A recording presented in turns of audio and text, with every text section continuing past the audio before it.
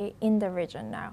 Meanwhile, Turkish President Recep Tayyip Erdogan has said that he will raise the issue of what he called Israel's massacres in Gaza when he addresses the United Nations General Assembly next week.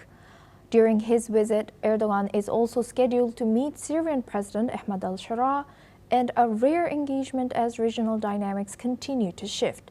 Let's listen into what the leaders have said. Konuşmamda Gazze'deki insani felaket ve mezalimi özellikle gündeme getireceğim. 80. Genel Kurulu diğerlerinden farklı kılan özelliği birçok ülkenin Filistin devletini tanıyacak olmasıdır.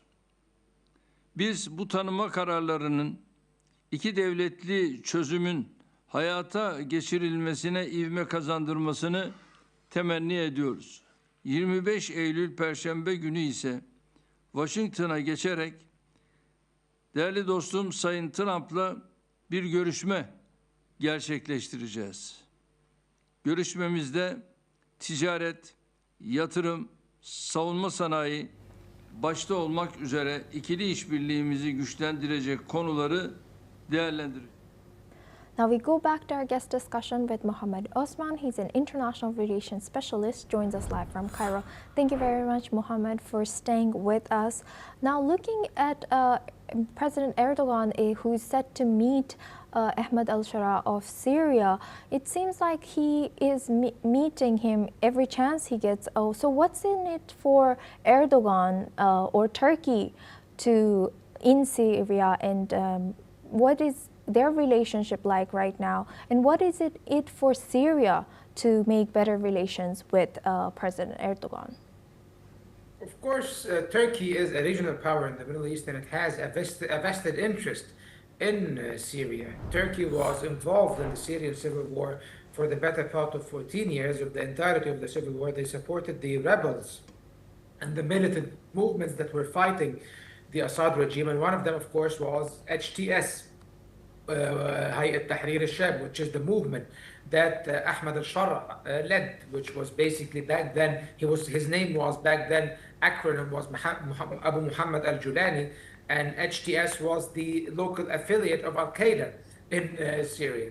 However, of course, Ahmed al-Sharaa became a president, and HTS, at least on paper, is not there anymore. However, along the way, including in his terroristic phase and now in his presidential phase, he was supported and he was basically adopted by the Turkish government. And Turkey, the Turks were the patrons of the current regime, one way or the other. So, of course, Turkey has invested heavily in toppling the Assad regime and installing Ahmed al-Sharaa and his administration as president, and now it is working tirelessly to prop up the government of Ahmed al-Sharaa, especially that now the new government is facing immense challenges, especially that after the state basically mostly collapsed after the fall of the Assad regime, the economy is in tatters. The country was under a multitude of international sanctions. So Turkey did work tirelessly to lift, to convince the Europeans and the Americans to lift sanctions from Syria, and this largely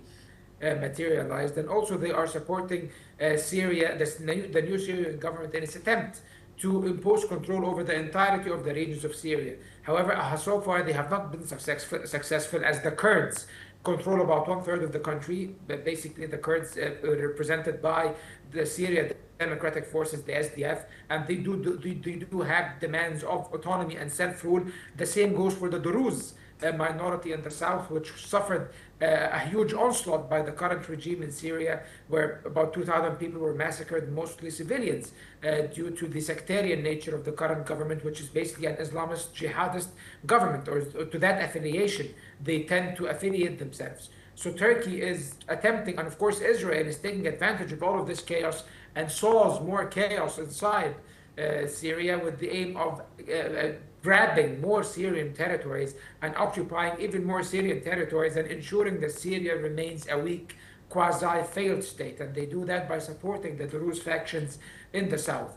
So Turkey is right now attempting with all of its tools and all of its power to stabilize the regime of Ahmed al-Sharaa and to ensure that he will be able to function as a stable government of Syria that safeguards the interests of Turkey, especially that the Kurdish threat, the secessionist threat in Turkey, even though the PKK did disarm and surrender. However, the separatist movement did not entirely dissipate.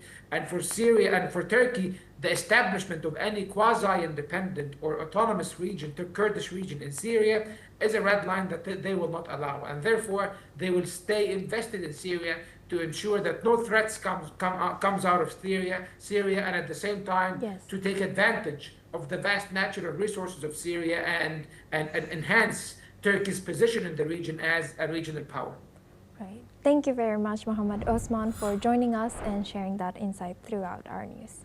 Now we move on. The Israeli